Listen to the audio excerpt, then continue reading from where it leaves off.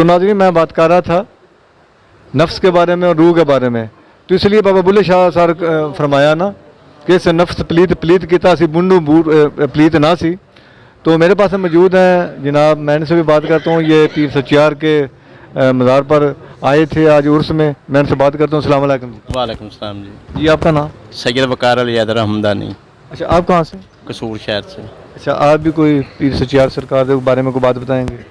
جی حضور ناشا گنج بخش رحمۃ اللہ علیہ کہ یہ آپ بڑے عظیم خلفاء میں سے تھے اور سرکار نے آپ کو بڑا نوازا تھا، اور سرکار نے ایک بار یہ جو عرس ہو رہا ہے جس طریقہ اس طریق پہ سرکار آپ کی آمد ہوئی تھی حضور ناشا گنج بخش رحمۃ اللہ علیہ کی، تو حضور ناشا گنج بخش سرکار کو آپ نے ایک گھوڑی پیش کی نذرانے کے طور پہ، 100 روپیہ پیش کیا. تو آپ نے فرمایا کہ پیر محمد سچیار تم نے مجھے ایک گھوڑی نذرانے کے طور پہ دی ہے، 100 روپیہ دی ہے، جو میں تمہیں روحانیت کے خزانے کی 360 چابیاں عطا کرتا ہوں. تمہارے سلسلہ عالیہ میں سے فقر کبھی ختم نہیں ہوگا. ہمارے خاندان کے کافی سادات کی کافی گدیاں جو ہیں نا وہ سرکار کے ساتھ منسلک ہیں سلسلہ طریقت میں. تو ہمارے بزرگ تھے سید جمال شاہ صاحب پٹی شریف والے، تو انہوں نے جب سرکار سے پوچھا کہ حضور میں آپ کی تعلیمات پہ عمل کرنا چاہتا ہوں تو آپ کچھ جو ہے نا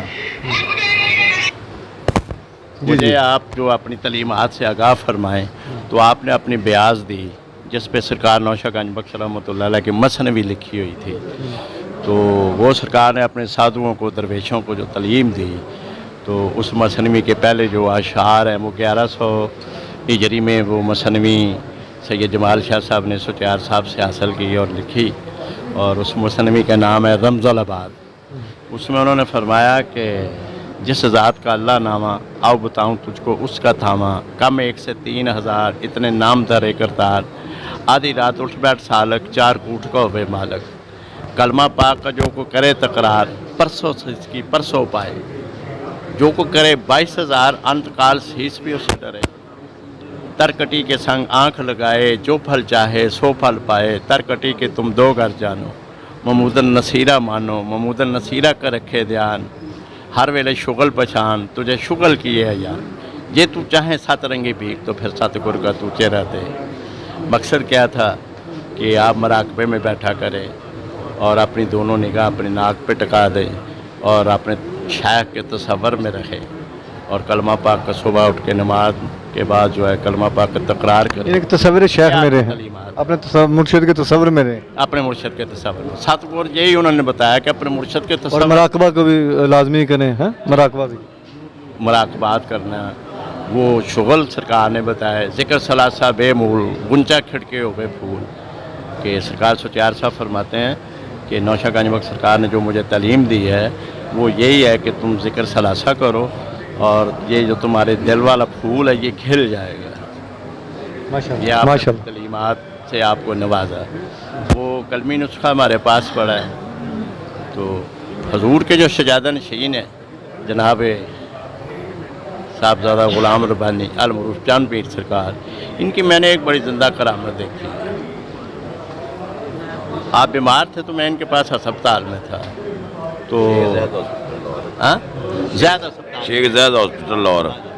تو میں آپ کے پاس تھا تو ایسے ہوا جیسے کمرہ جو نا یکدم روشن ہو گیا، تو ایسے محسوس ہوا جیسے کوئی زلزلہ آ گیا. تو میں کیا دیکھ رہا ہوں کہ حضرت سچیار صاحب اپنی مثالی صورت میں وہاں تشریف لائے.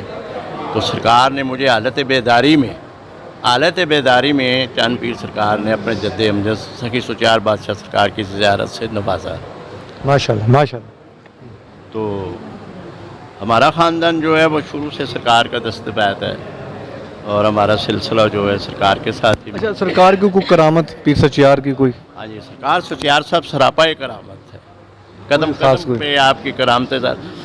ایک دفعہ سید کتاب بھی لکھی ہوئی ہے آپ کی کتاب لکھی ہے آپ کی زندگی پہ؟ آپ نے ہمارے خاندان کو کچھ وظائف لکھ کے دیے تھے کلمی، جو ہمارے کسی کرامت کے بارے میں کوئی ہے؟ کرامات تو آپ کی یہی ہے نا، بہت بڑی کرامات ہے کہ یہاں پر حضرت شاہ محمد غوث پشاوری رحمۃ اللہ علیہ جن کا مزار اقدس پر انوار لاہور میں ہے، وہ اپنے رسالہ اسرار طریقت میں لکھتے ہیں کہ میں نوشہرہ شریف جب گیا تو مجھے بڑا شوق تھا درویشوں کو ملنے کا، تو میں پیر محمد سفیار صاحب رحمۃ اللہ علیہ کے پاس جب گیا تو آپ ایک باغ میں لیٹے ہوئے تھے، تو میں نے ان کی جب قدم بوسی کی، جب میں نے ان کی قدم بوسی کی تو آپ فوراً اٹھ کے بیٹھ گئے اور آپ نے فرمایا کہ آپ سید ہیں؟ میں نے کہا جی حضور۔ تو آپ نے مجھ پہ توجہ فرمائی، میں ان کے پاس 3 ماہ تک رہا۔ اس توجہ کا یہ اثر رہا کہ میری بہت سارے صوفیہ کو ملا تھا تو میری منزل نہیں چل رہی تھی، تو میری منزل سرکار نے مجھے لا دی۔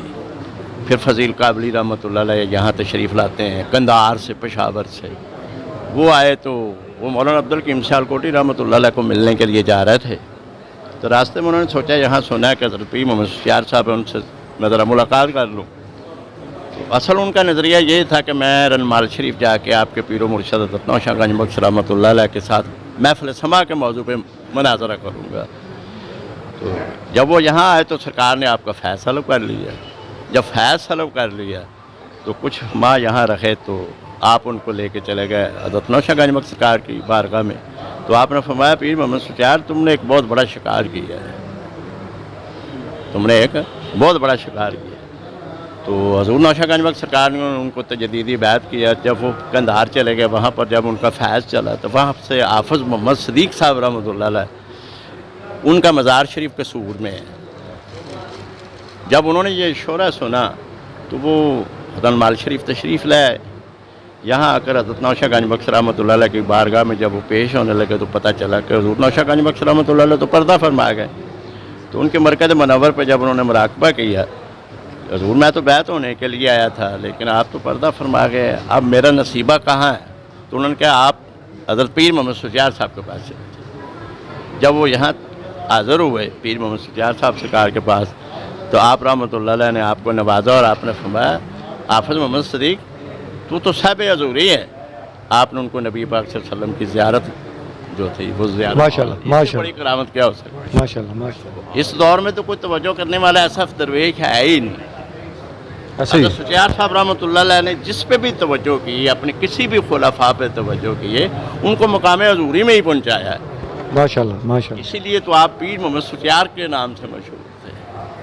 آپ نے پہلی توجہ میں ہی آپ اپنے خلفاء کو مقام ولایت کے ان مدارج پہ پہنچا دیتے تھے جہاں کسی کو بہت کم نصیب ہوتا ہے۔ جی ناظرین، یہ باتیں آپ نے سنی تو باقی مزید دوستوں سے بات